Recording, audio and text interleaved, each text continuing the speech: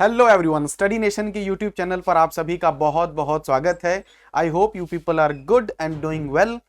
चलिए, आपने जो चैप्टर नंबर 1 है, चैप्टर नंबर 1 यानी कि यूनिट्स एंड मेजरमेंट्स वाला जो पूरा का पूरा चैप्टर है उसको अच्छे से समझा, उसके प्रॉब्लम्स को सॉल्व किया और उससे जुड़े जितने भी कॉन्सेप्ट्स थे वो सीखे।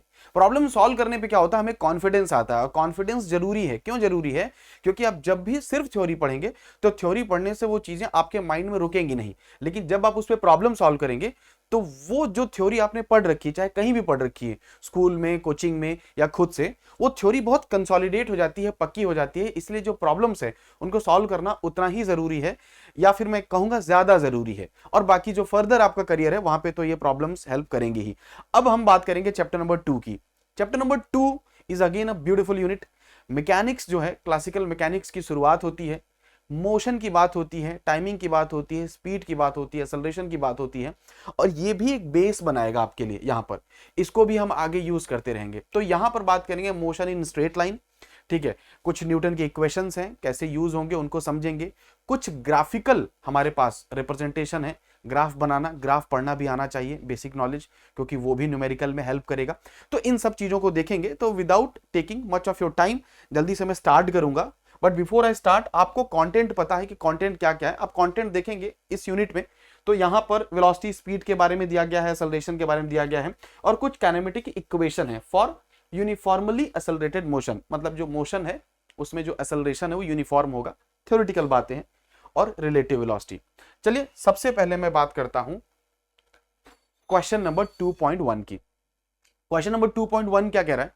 अब आप आराम से पढ़िए। क्वेश्चन नंबर 2.1 कह रहा है कि which of the following examples of motion can the body be considered approximately a point object?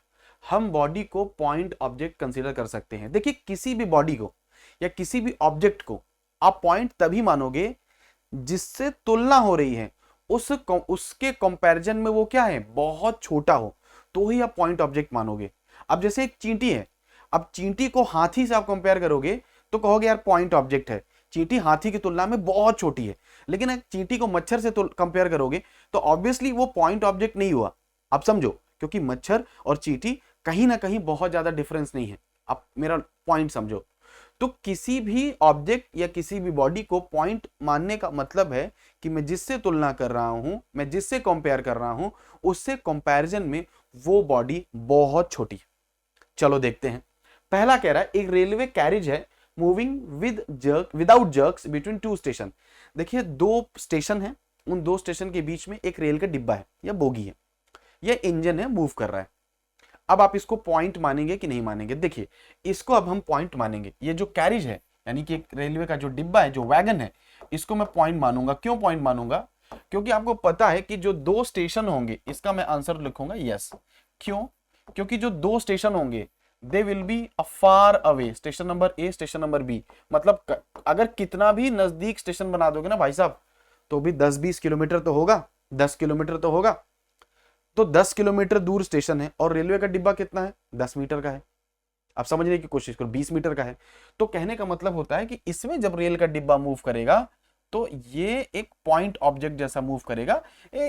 Station के बीच में रेल का डिब्बा एक पॉइंट जैसा दिखेगा, तो आप कह सकते हैं बिल्कुल पॉइंट ऑब्जेक्ट है। अगला, a monkey sitting on the top of the man.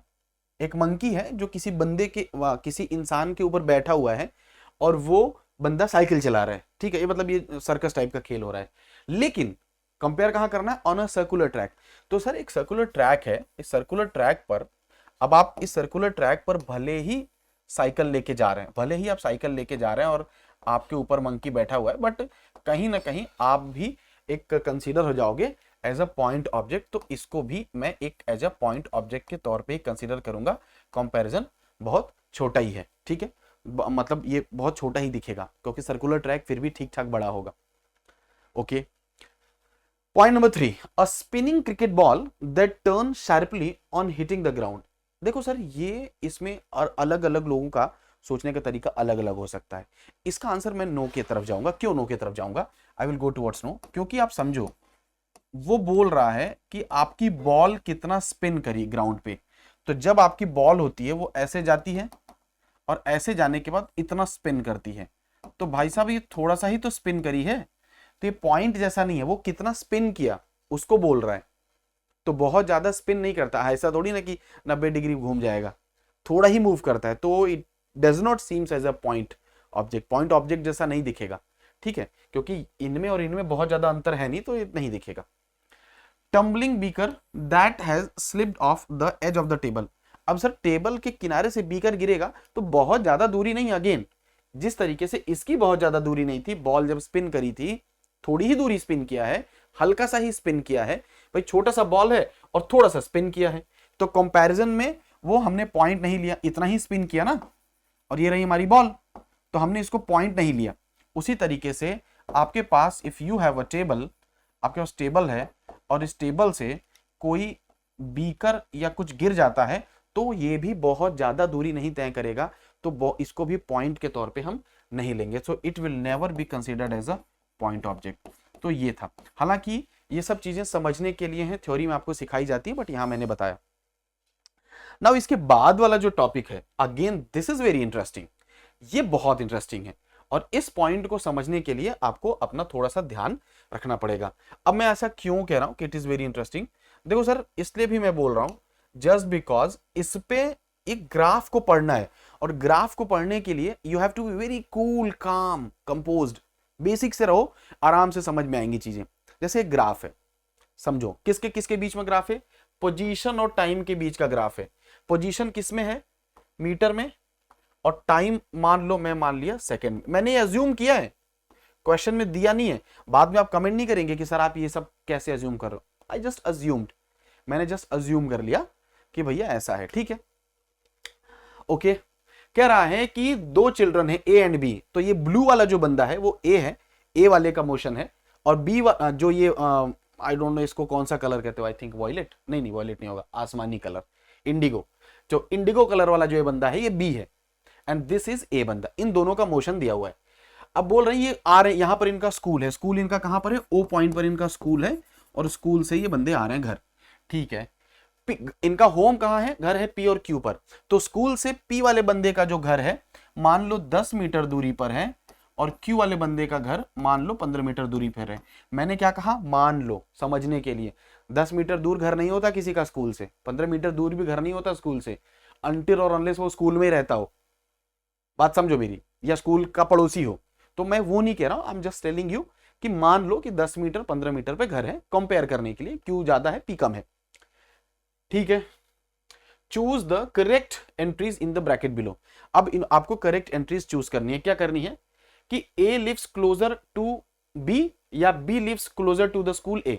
Sir ये तो दिख रहा है ना, ए वाले बंदे का, ए वाले बंदा है ये ज्यादा रहता है ना नजदीक, क्यों, इसलिए नजदीक रहता है ए वाला बंदा, क्योंकि सर ए वाले बंदा तो ये रहा ना, ये रहा उसका घर, और बी वाले बंदे का घर क्या रहा, ये रहा, तो भैया आपको दिख रहा है OP is near, OQ is far, तो बिल्कुल आप यहां पे सिंपल क्या कहेंगे, आप कहेंगे कि ए लिव्स क्लोजर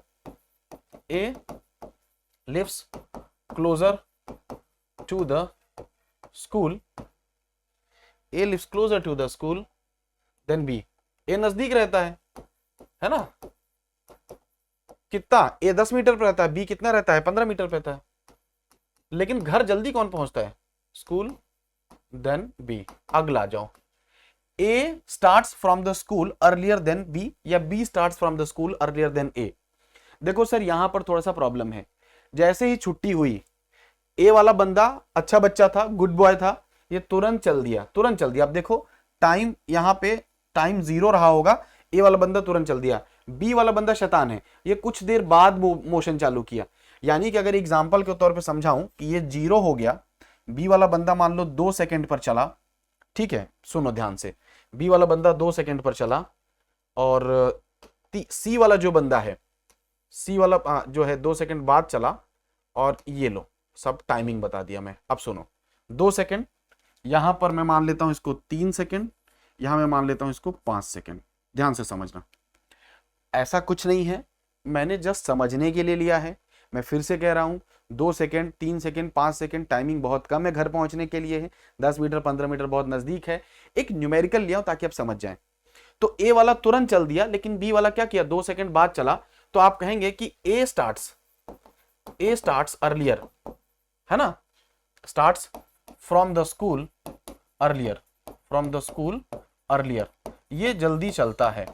अब मैं आपसे एक क्वेश्चन पूछता हूं, तो ए अर्लियर देन बी, तो यहां पर अगर मुझे ऑप्शंस काटना हो तो मैं यहां पे ए काटूंगा, यहां पे ए काटूंगा, यहां पे बी काटूंगा, यहां पे बी काटूंगा। तो ए नजदीक भी रहता है, जल्दी चलता भी है, पहुंचता लेट है। ए पहुंचा कब? 5 सेकंड बाद पहुंचा, 5वें सेकंड पे पहुंचा।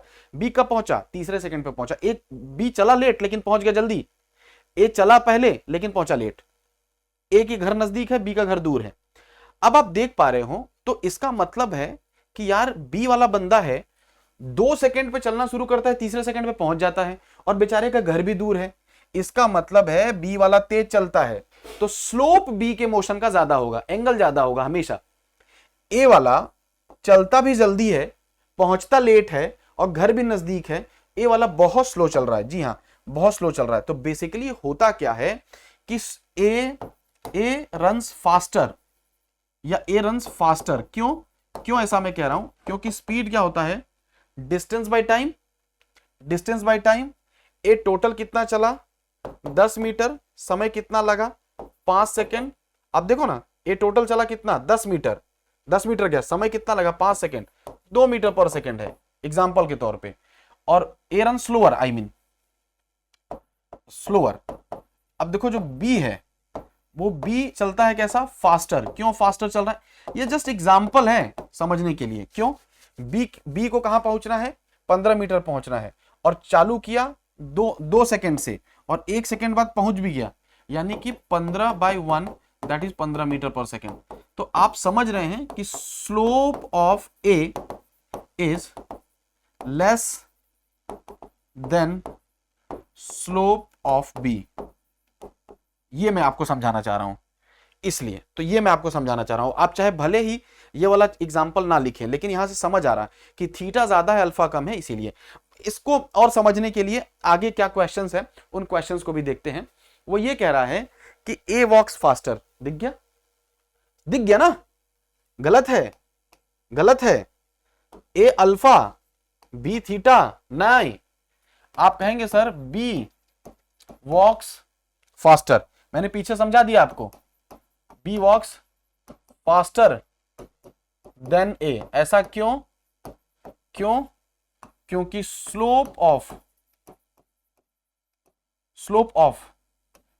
ए या slope of B is greater then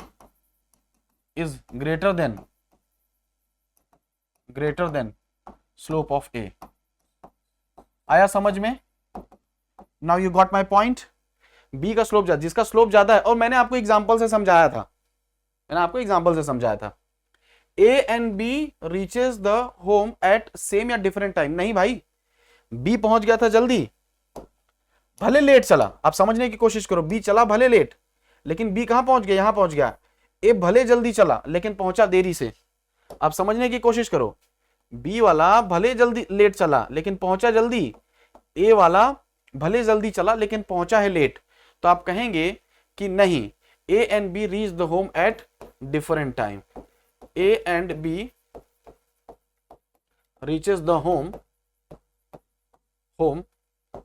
eight different time, है ना, डिफरेंट टाइम। और जल्दी कौन पहुंचा था? जल्दी पहुंचा था बी। ए नहीं पहुंचा था जल्दी, बी जल्दी पहुंचा था घर, है ना। अब सुनो मेरी बात ध्यान से, ये बहुत अच्छा क्वेश्चन। ए ओवरटेक्स बी कितनी बार? अब सुनो एक बात से, तुम्हारा दोस्त है राहुल और तुम हो अंशुल। राहुल क्या करता है? जैसे ही छुट्टी हुई, राहुल है ए, जैसे ही छुट्टी हुई वो चल दिया, धीरे धीरे जा रहा है, चल दिया, ठीक है। और अंशुल क्या थोड़ी देर बाद चला, लेकिन वो बहुत तेजी से चला। अगर अंशुल को जल्दी पहुंचना है तो ऑब्वियस सी बात है वो राहुल को क्रॉस कर गया होगा रास्ते में, तभी तो राहुल से जल्दी अंशुल पहुंचा। आप लॉजिक समझो, राहुल पहले चला, आई अग्री, लेकिन धीरे चला, लेकिन अंशुल घर पहले पहुंचा। तो भैया जब राहुल धीरे चल रहा है और राहुल स्लो चल रहा है, लेकिन घर अंशुल जल्दी पहुंचा है, इसका मतलब है कि अंशुल ने राहुल को ओवरटेक किया है। बी भले बाद में चला, जल्दी घर पहुंचा, इसका मतलब है ओवरटेक किया है। तो आप कहेंगे कि बी ओवरटेक्स ए। बी क्या कर रहा है? B is overtaking A. B overtakes A on the road. कितनी बार सर? सिर्फ एक बार। आप देख रहे हो ना, एक ही बार क्रॉस किया है ना, एक ही बार क्रॉस किया ना, ऑन द रोड वंस। तो ये लॉजिक है। अब देखो, कहने को तो ये क्वेश्चंस बड़े आसान हैं, बड़े आसान लगते भी हैं और हमें मजा भी बहुत आता है, लेकिन मैं आपको क्या समझा रहा हूं, ये क्वेश्चंस आपके बेस बनाएंगे, ये क्वेश्चंस आपको आगे कॉन्फिडेंस देंगे, आपसे आगे गलतियां नहीं करवाएंगे। तो ये जो मोशन वाला क्वेश्चन है या फिर ग्राफ वाला जो क्वेश्चन है, ये पूरे मैकेनिक्स का बेस है। अभी आप हर मैकेनिक्स बहुत आगे आपको पढ़ना है, ठीक है, सर्कुलर मोशन आपको पढ़ना है, रोटेशन पढ़ना है आपको, थोड़ा बहुत ग्रेविटेशन भी पढ़ना है आपको, फिर आगे फ्लूइड मैकेनिक्स भी आएगी, अलग अलग तरीके के चैप्टर्स आएंगे। लेकिन जो ग्राफ वाला पोर्शन है, जो पोजीशन वाला मतलब है, आप उसको बेसिक से समझोगे, इन्वॉल्व होकर समझोगे, तो आगे के जितने भी यूनिट्स हैं those will become easy for you. बाकी अगर कोई भी आपको डाउट वगैरह आए तो आप हमने आपको यहाँ पे डिस्क्रिप्शन पे एक टेलीग्राम चैनल दिया है, आप इस टेलीग्राम चैनल को स्कैन करके ज्वाइन कर सकते हैं। यहाँ पर डाउट्स वगैरह आप हमें भेज सकते हैं। एंड अपार्ट फ्रॉम दैट, हमारे लेक्चर्स के जितने भी पीडीएफ हैं, क्लासेस के लिंक हैं, कोर्सेज के लिंक हैं, वो सब आपको इसी टेलीग्राम चैनल में सारे अपडेट्स मिलेंगे। आपको कोई गाइडेंस चाहिए, पर्सनली बात करनी है, तो फिर आप स्टडी नेशन 04 पे आप हमें मैसेज कर सकते हैं टेलीग्राम पर। वहां पर हम आपको जो है आपके लिए जितना भी जरूरी गाइडेंस है वो प्रोवाइड कर देंगे। बाकी जो हमारा अगले बचे हुए टॉपिक्स हैं उनको हम part by part in the different videos करते रहेंगे। So this is it here in this video. Thank you so much everyone for all your support and participation, and I wish you good luck.